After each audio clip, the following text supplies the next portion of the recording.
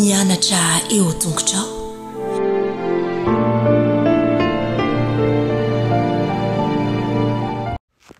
Fahalomerabantsika tsirairay avindray tonga eto amin'ny fandraisana ny lesona ho an'ny lehibe sika amin'nytian'io ty misaotra an'Andriamanitra isika fa mbola nomeny an'izao fotoana manokana izao indray ahafahana mandray ny teniny. Alohan'ny hidirantsika ny amin'ny lesona an'io dia hivavaka isika. Andriamanitra tsara indrizan-danitra mbola ve-mpisaoranao zahay ny amin'ny fitantananao. Saotra indrindra ray ho ny amin'ny herinao, indrindra ny fiarovanao anay. Betsaka ny zavatra miseho ny fiainanay kanefa ianao dia mamonjy ary miaro hatrany. Magataka aminao izay mba karezinao hatrany amin'ny zavatsarotra ary ihany koa ny ananonay toky ny amin'ny fitantananao. Indray ny tenao izy ankehitriny ametezinao hiasa ao amin'ny tsirairay avy amin'ny anaran'i Jesosy. Amen. Lohateny lesona antsika androany dia manao hoe foana ny fasana. Ny Jaona 20 no ahodinetsika amin'ny andro anio. Ny folakandron'ny zoma manko Jesosy no maty ary ny maraina ny alahady no nitsanganany tamin'ny maty. Natao maika ny fanevenana an' Jesosy ary tsy vita tsara araka ny fomba na lehibe toy inona aza ny fitiavan'ny mpianatra an' Jesosy dia nitanjona ny sabata izy ireo ary tsy nandeha tany amin'ny fasana. Taoriana ny sabata, izany hoe ny alahady maraina, dia vehivavy maromaro ny nitondra zava-manitra ho any amin'ny fasana. Taitra mafy izy ireo fa efa voakidia ny vato ary foana ny fasana. Anisan'ny tonga vao maraina tao amin'ny fasana Maria Magdalena.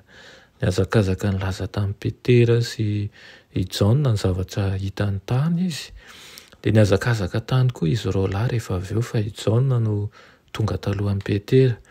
Rehefa niondrika nitsirika tao izy dia nahita ny lamba-paty namonosana an' Jesosy nipetraka teo kanefa tsy niditra izy. Petera kosa niditra tao ary nahita an'izany koa. Saingy hitany fa ilay mosoara izay nafeny lohan'i Jesosy dia tsy niaraka tamin'ny lamba-paty fa voavalona tsara mitokana. Rehefa niditra tao amin'ny fasana Petera dia niditra koa Jaona. Voalaza izany tantara izany amin'ny Jaona 20:15 fa niditra izy ka ny tena hita kanino. Nahoana ny fahitana ny lamba-paty mipetraka teo sy ilay mosoara izay nivalona mitokana no nahatonga ny Jaona iny fa nitsangana tamin'ny maty koa ary Jesosy. Mba hamalina izany fotoana izany, izany fanontaniana izany, dia ilayntsika aloha ny mamantatra ny antony nahafoana ny fasana.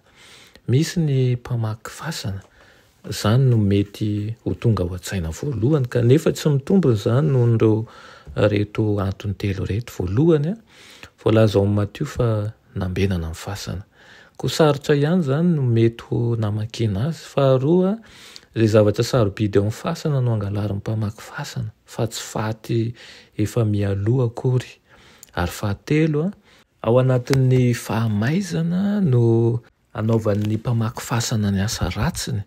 Koa tsy handany andro amalina lamba-paty izany izy fa dia ho aparitany eny fotsiny izy io.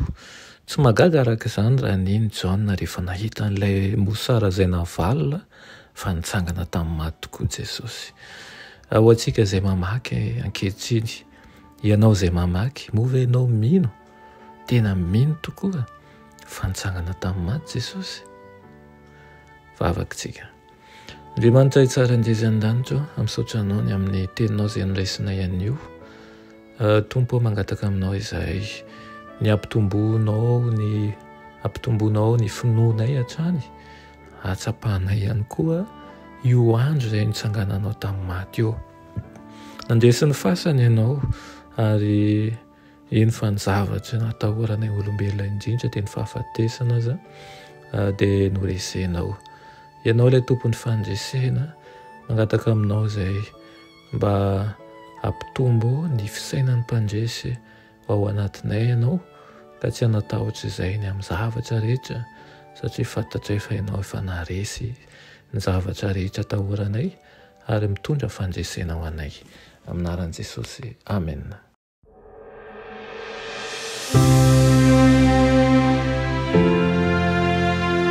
Mianatra eo an-tongotry Jesosy isan'andro.